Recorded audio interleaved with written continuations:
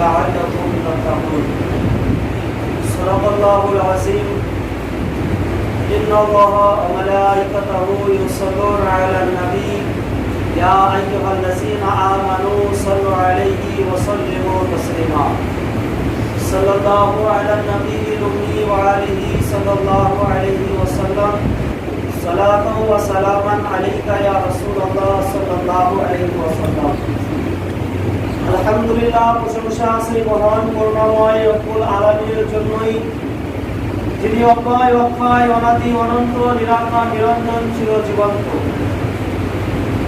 তিনার পবিত্র দরবারে শুকরিয়া জ্ঞাপন করি, সকলে মিলে প্রাণ খুলে পড়ুন আলহামদুলিল্লাহ রাব্বিল আলামিন। আরেকবার মহব্বতের সহিত সকলে পড়ুন আলহামদুলিল্লাহ।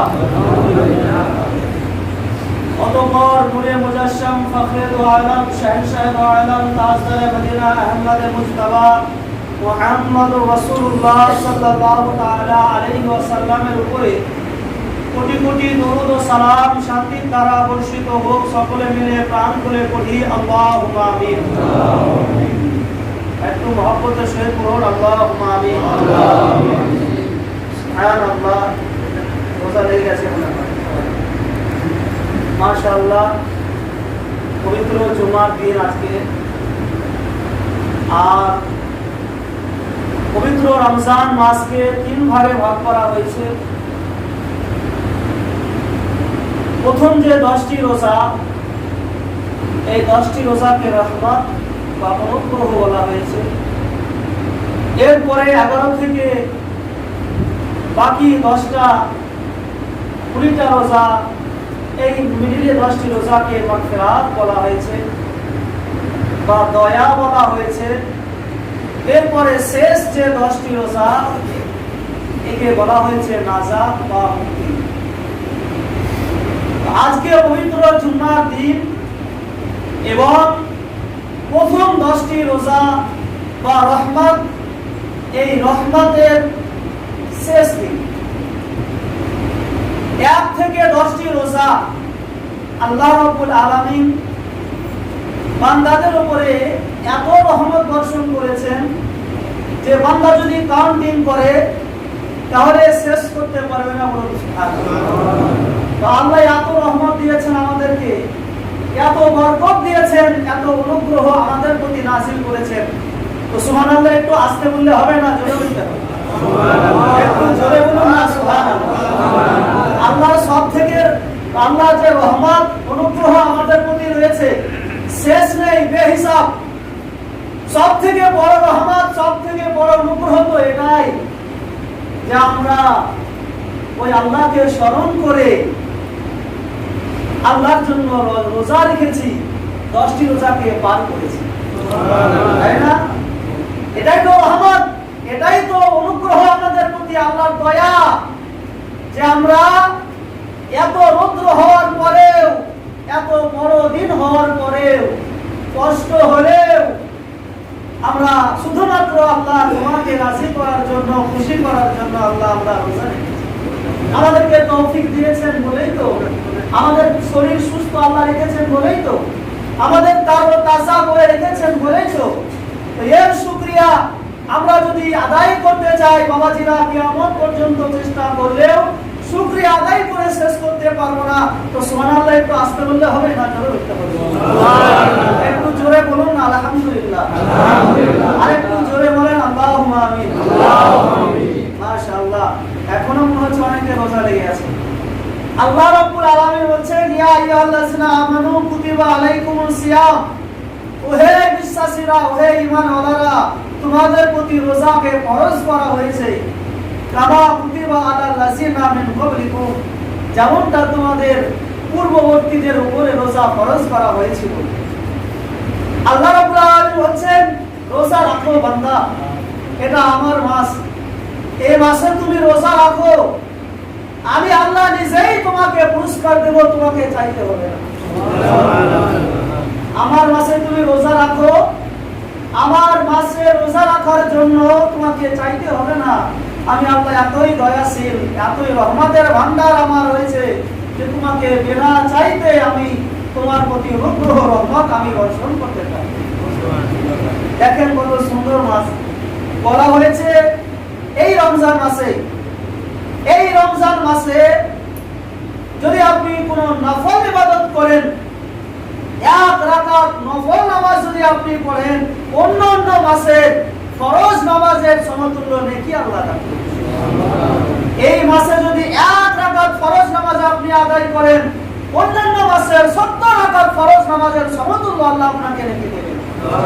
এই মাসে যদি আপনি 1 টাকা আল্লাহর রাস্তায় সাদকা করেন, দান করেন, তো আপনাকে রব্বুল আলামিন এত বেশি দান দেবেন যে আপনি শেষ করতে পারবেন না, আপনি খুশি হয়ে যাবেন।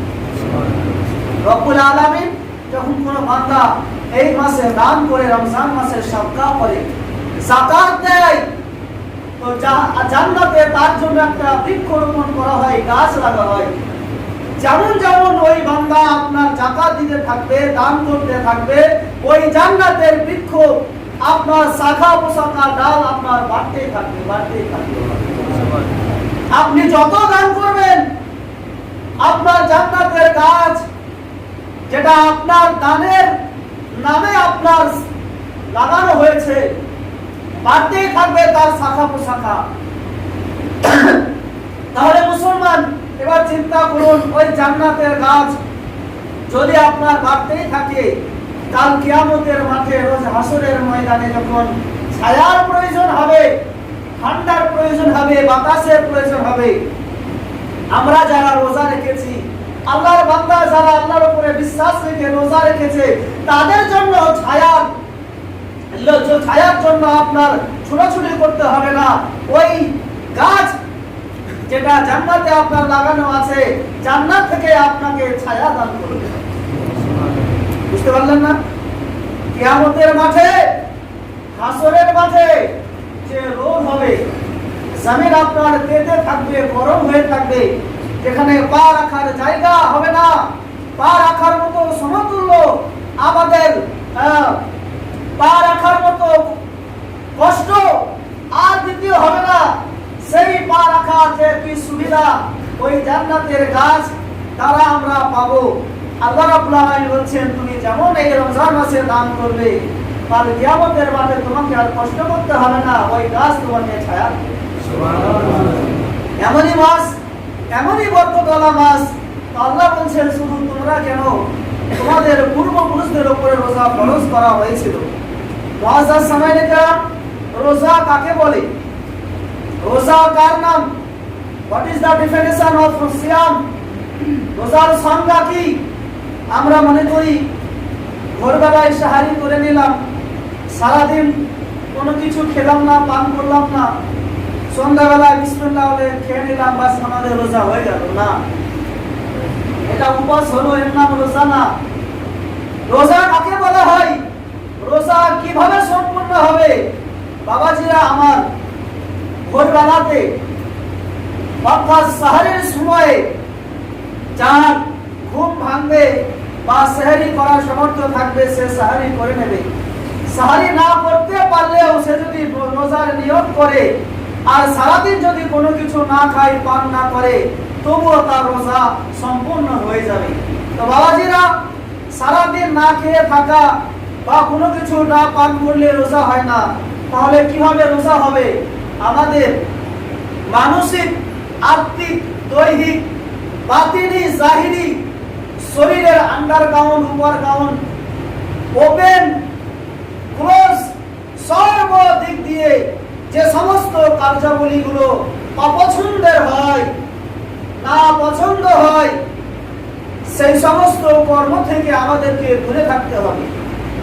ফর এক্সাম্পল, যেমন না খেয়ে তো আমাদেরকে থাকতে হবে, পান না করে থাকতে হবে।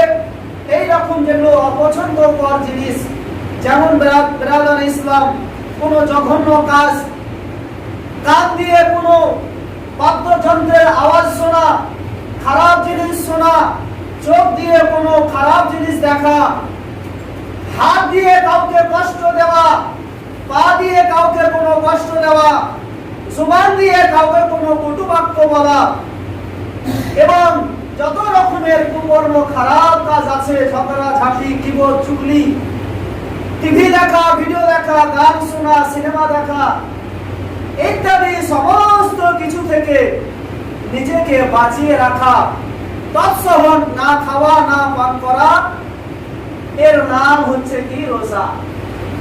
তাহলে বোঝা গেল যে আমাদের কানেরও রোজা হবে, আমাদের চোখেরও রোজা হবে, আমাদের বডিরও রোজা হবে, আমাদের হাতেরও রোজা হবে, আমাদের পায়েরও রোজা হবে, আমাদের নাকেরও রোজা হবে। এক কথায় আমাদের মাথার চুল থেকে নিয়ে পায়ের তালু পর্যন্ত যে রোজা হবে তার নামই হচ্ছে রোজা। তার নাম হচ্ছে রোজা। এটা নয় বিরাদার ইসলাম যে আপনি ভোরবেলায় সাহারি করেছেন, দিনের বেলায় খান না, কোনো পানি পান করেন না, অথচ চুগলি করছেন, কাউকে গালি দিচ্ছেন, কাউকে কষ্ট দিচ্ছেন, কারোর সঙ্গে মারামারি করছেন, কারোর সঙ্গে ঝগড়া করছেন, কারো প্রতি অত্যাচার করছেন, কারো প্রতি অন্যায় করছেন, কারো প্রতি অবিচার করছেন, কাউকে কোন রকম ভাবে আপনি কষ্ট দিতে আছেন, বাবাজিরা আমার, এভাবে কিন্তু রোজা হবে না। আপনি সারা জীবন যদি না খেয়ে থাকেন তবু আপনার রোজা সম্পূর্ণ হবে না। আর একটা আমাদের মধ্যে ভুল ধারণা থাকে যে ভোরবেলায় যদি সাহারি না করা হয় তাহলে রোজা হবে না। এটাও সম্পূর্ণ ভুল। যদি সাহারি আমরা নাও করতে পারি বা কেউ যদি সাহারি নাও করতে পারে, তবুও ওই বান্দা যদি নিয়ত করে নেয় তবুও তার উপরে রোজা ফরজ আছে, সে রোজাটা তার পূর্ণ হয়ে যাবে। আর যদি কেউ মনে করে আমি সাহারি করব, তাহলে তো খুব ভালো কথা, সাহারি করা হচ্ছে উত্তম মুস্তাহাব সুন্নাত, এই জন্য আমাদেরকে সাহারি করতে হয়। মুআজ্জাজ সামাইনে কেরাম, রোজাতে অনেকে মনে করে যে দিনের বেলায় যদি মিসওয়াক বা দাঁতন করা হয় তাহলে নাকি রোজা ভেঙে যায়। না বাবাজিরা, যদি সেই দাঁতন কোনো পেস্ট না হয়, কোনো টুথপেস্ট যদি না হয়, উইদাউট টুথপেস্ট যদি আপনি মিসওয়াক করেন, দাঁতন করেন, রোজাতে সুন্নাত আছে, কিন্তু রোজা আপনার ভঙ্গ হবে না। আর মজবুত হবে বলতে সুবহানাল্লাহ। চোখে সুরমা দিলে, গায়ে আপনার আতর উইদাউট অ্যালকোহল, স্পিরিট বা অ্যালকোহল ব্যতীত যদি কোনো আপনার সুগন্ধ খুশবু ব্যবহার করা হয়, তথাপি রোজা আপনার ভঙ্গ হবে না। এমনই ব্রাদার ইসলাম, রোজা অবস্থায় যদি কেউ বারবার 18 বার গোসল করে তবুও তার রোজা ভঙ্গ হবে না। আল্লাহ রাব্বুল আলামিন কত সুবিধা করে দিয়েছেন বান্দাদের জন্য, যে বান্দা তুমি রোজা রাখবে, মিসওয়াক করবে, অসুবিধা নাই, চোখে সুরমা লাগাবে, অসুবিধা নাই, তুমি মিসওয়াক করবে, অসুবিধা নাই, গোসল করবে, অসুবিধা নেই, খুশবু লাগাবে, তেল লাগাবে, কোনো অসুবিধা নেই। শুধুমাত্র যে গুনাহের কাজগুলো আছে সেগুলো থেকে তোমরা বেঁচে থাকবে, পানাহার থেকে বেঁচে থাকবে, খাওয়া দাওয়া থেকে বেঁচে থাকবে, এইভাবে আল্লাহকে তোমরা স্মরণ করো। মুআজ্জাজ সামাইনে কেরাম, এই যে 10টি রোজা বিগত হয়ে গেল আমাদের, আবার যদি আল্লাহ আমাদেরকে বাঁচিয়ে রাখেন, কারো নসিবে যদি থাকে, তাহলে হয়তো সামনে বার আবার আমরা এই 10টি রহমত স্বরূপ রোজা আমরা পাবো। মুআজ্জাজ সামাইনে কেরাম, তো আমরা অনুভব করতে পারবো যদি আমরা চেষ্টা করি, একবার নিজের বিবেককে লাগাই এই কাজে, যে আল্লাহ যে 10টি রোজা আমাদেরকে দিলেন, এই 10টি রোজাতে আল্লাহ তুমি কি বরকত রেখেছো, এই 10টি রোজাতে আল্লাহ তুমি কি গুণ রেখেছো। তো আল্লাহ রাব্বুল আলামিন ঘোষণা করছেন যে আমার বান্দা, তোমরা আমার 10টি রোজা রেখে দিয়েছো, আমার রোজাকে তোমরা পালন করেছো, তো কুনতুম খায়রান উখরিজাত লিন-নাস তা'মুরুনা বিল মারুফ ওয়া নাহুনা আনিল মুনকার। হে আমার বান্দারা, তোমাদের যারা আমার উম্মতে মুহাম্মাদি আছো, আমার হাবিবের যারা উম্মত আছো, তোমরা শুনে নাও, নিশ্চয় এই তোমাদের জন্য মানবের কল্যাণের উদ্দেশ্যে আমি তোমাদেরকে উত্তম সৃষ্টি রূপে, উত্তম মানব রূপে, উত্তম মাখলুকাত রূপে তোমাদেরকে সৃষ্টি করেছি। সুবহানাল্লাহ। কেন? এই জন্য যে আমার হাবিবের উম্মত বলে, এই জন্য যে আমার হাবিবের উম্মত হয়ে তোমরা রোজা পালন করবে বলে। কেন আমরা উম্মত আজ শ্রেষ্ঠ? কেন আজকে আমরা আশরাফুল মাখলুকাত? কারণ আমাদের জন্য আল্লাহ রাব্বুল আলামিন যে সমস্ত কিছু ইবাদত আমাদেরকে দিয়েছেন, আর ওই ইবাদতের বেনিফিট হিসাবে আল্লাহ আমাদের যে সহজ ভাবে আমাদেরকে জান্নাতের আশা দিয়েছেন, কোন উম্মতকে বিরাদার দেওয়া হয়নি। জোরে বলুন সুবহানাল্লাহ। নবী আমার বলছেন, শোনো আমার উম্মতেরা, জান্নাতে যতক্ষণ না আমি নবী প্রবেশ না করব, ততক্ষণ কোন নবী জান্নাতে প্রবেশ করতে পারবে না। আমি নবী, শেষ নবী, যতক্ষণ না আমি জান্নাতে যাব না, আমার আগে কোন নবী জান্নাতে প্রবেশ করবে না। মানে জান্নাতের হকদার, জান্নাতে প্রথম যিনি প্রবেশ করবেন ইনি হলেন তোমাদের নবী। আর জান্নাতে যেই নবীর উম্মত সর্বপ্রথমে প্রবেশ করবে তারা হলো আমি নবীর শ্রেষ্ঠ উম্মত। জোরে বলুন সুবহানাল্লাহ।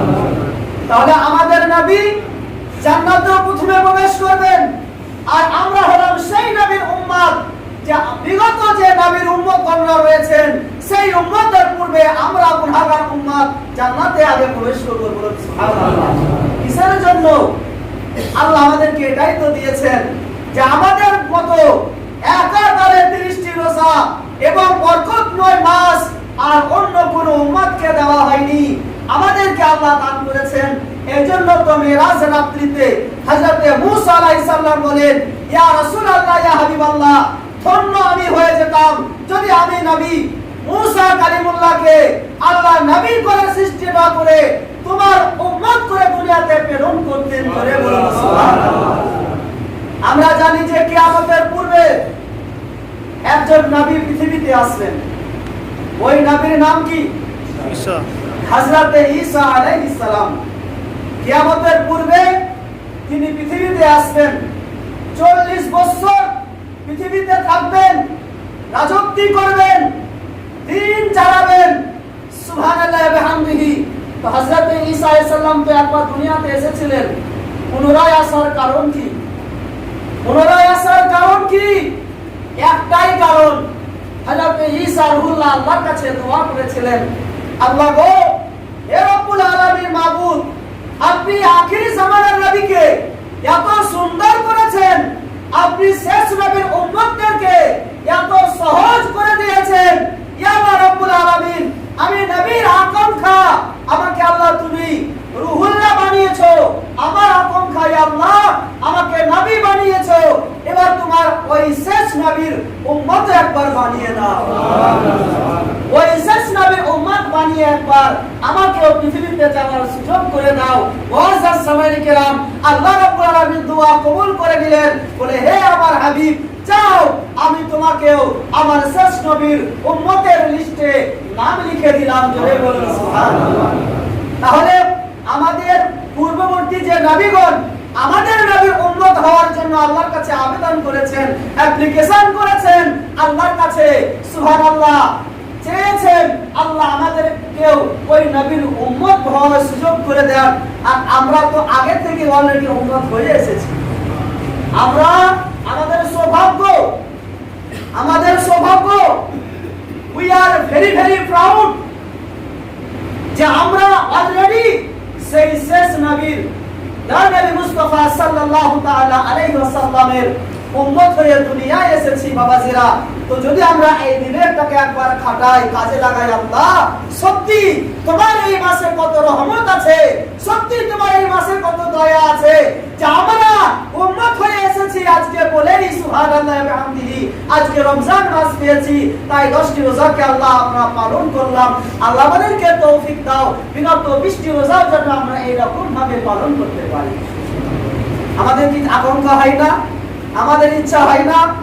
আল্লাহুস সামাদ, ওয়াজাস সামাইনে কেরাম, শেষ নবীর উম্মত আমরা, দয়ার নবীর উম্মত আমরা, যে নবী আগে জান্নাতে যাবেন, যে নবী আমাদেরকে জান্নাতে নিয়ে যাবেন, সেই নবীর উম্মত আমরা। তো বাবাজিরা, আমরা যে আগে জান্নাতে যাব, তো রোজা রাখবো তবে তো যাব, যাকাত দেব তবে তো যাব, হজ পালন করব তবে তো যাব। আল্লাহ হয়ে ঘুরে বেড়াই।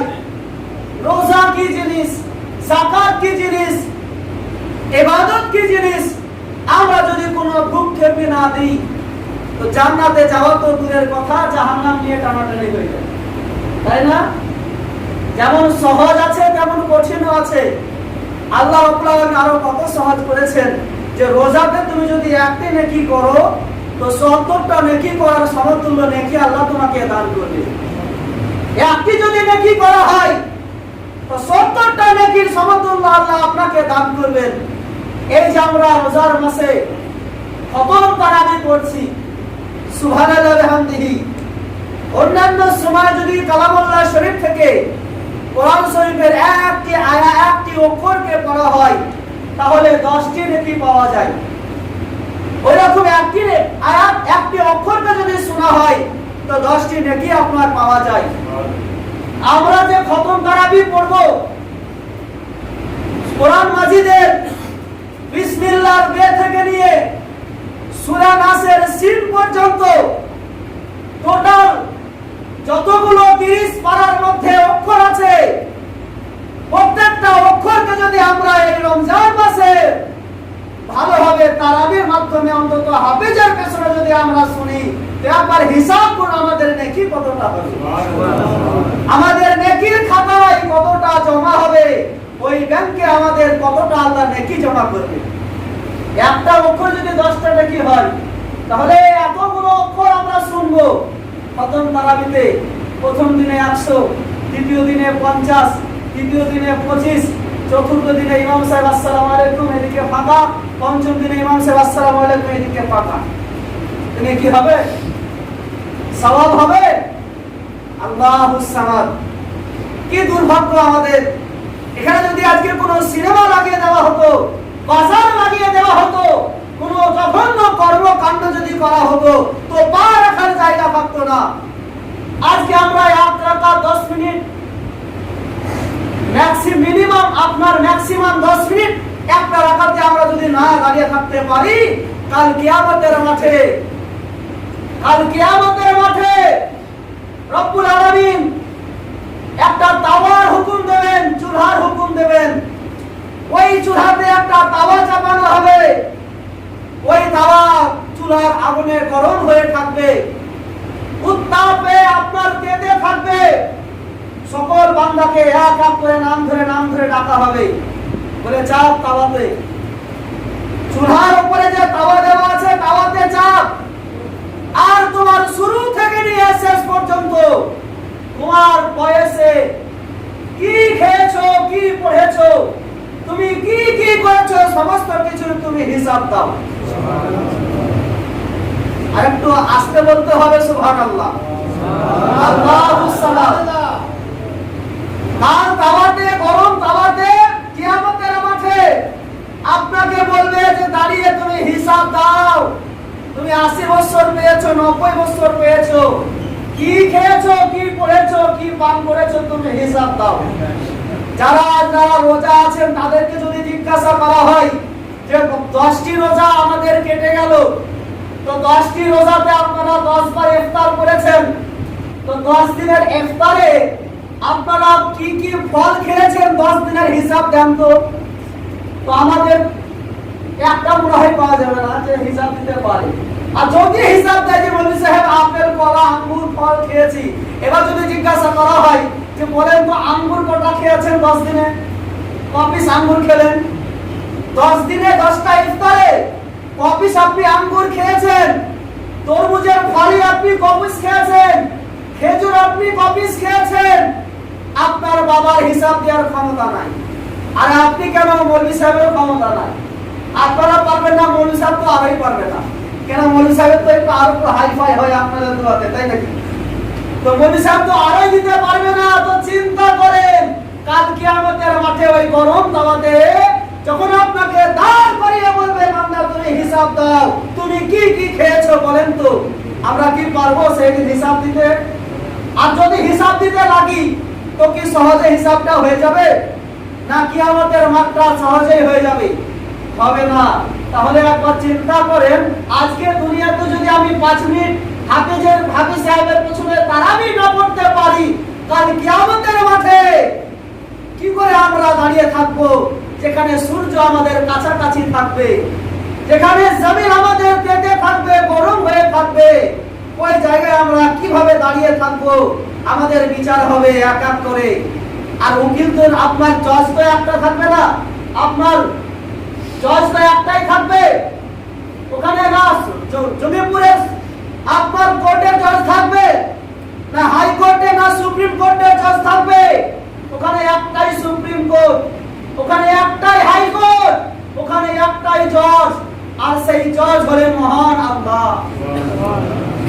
আর ওখানে একটাই উকিল, একটাই আমাদের জন্য কেস লড়নেওয়ালা, তিনি হলেন আমাদের নবী মুস্তাফা সাল্লাল্লাহু তাআলা আলাইহি ওয়াসাল্লাম।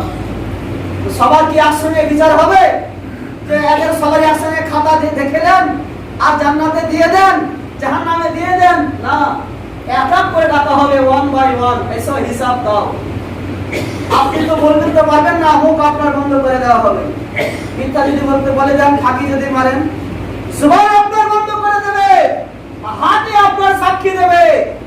আল্লাহ, আমি হাত বলছি, চন্দন মাটির ইমাম সাহেবের হাত বলছি। আমি যখন রোজা এসেছিল, এই হাত দিয়ে ঘরের ভিতরে লুকিয়ে লুকিয়ে আমি পানি পান করেছিলাম।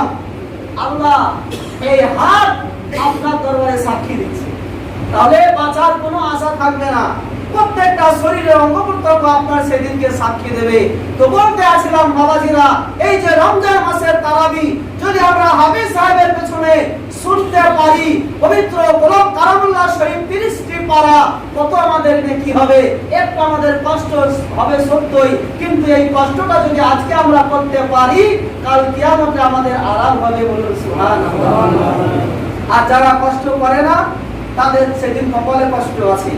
আর আজ যারা কষ্ট করছে, সেদিন তাদের কপালে সুখ আছে। আল্লাহুস সামাদ, মহান রব্বুল আলামিন আমাদের সকলকে পবিত্র মাহে রমজানুল মুবারকের রোজা রাখার তৌফিক দান করেন, এবং আমরা যেন পুনরায় একভাবে একত্রিত হয়ে হাফিজ সাহেবের পেছনে খতম তারাবি আমরা পড়তে পারি। সকলে মিলে বলুন আল্লাহুম্মা আমিন। মুআজ্জাজ সামাঈন কিরাম, এবং আরো যে 20টি রোজা আছে, সকলে চেষ্টা করবেন আপনারা রোজা রাখার এবং তারাবি পড়ার। অন্তত আপনার একবার রোজা রাখা শুরু করে দেন, ইনশাআল্লাহ আল্লাহর কাছে দোয়া করেন। আর তাছাড়া সামনে যা রোদ হলো, এবার তো ঠান্ডা ঠান্ডা দিন আসছে, আপনার বৃষ্টির সময় আসছে, হাওয়া বাতাসের সময় আসছে, ইনশাআল্লাহ দেখবেন কোনো অসুবিধা হবে না। আল্লাহকে স্মরণ করে একবার রোজা রাখুন, ইনশাআল্লাহ আল্লাহ রাব্বুল আলামিন আমাদের সকলকে রহম করবেন, রহমত আমাদের উপরে নাযিল করবেন। এই 10টি দিন যে রহমত নাযিল করলেন তা নয়, এই 10টি দিন আল্লাহ আমাদের উপরে রহমত নাযিল করেছেন। রহমত নাযিল করা আরম্ভ শুরু হয়ে গেছে। এরপরে যত আপনি রোজা রাখবেন, যেমন যেমন রোজা রাখতে যাবেন, তেমন তেমন আপনার উপরে আল্লাহ রহমত বর্ষণ করতে থাকবেন, দয়া বর্ষণ করতে থাকবেন। আল্লাহ রাব্বুল আলামিনের কাছে আমরা এই মাসে যাহা কিছু চাইবো, আল্লাহ পূরণ করতে থাকবেন। যেন আল্লাহ রাব্বুল আলামিন আমাদের সকলের মনো ইচ্ছা, কামনাকে পূর্ণ করেন। সকলে মিলে বলি আল্লাহুম্মা আমিন। আর একটু মহব্বতে বলুন আল্লাহুম্মা আমিন।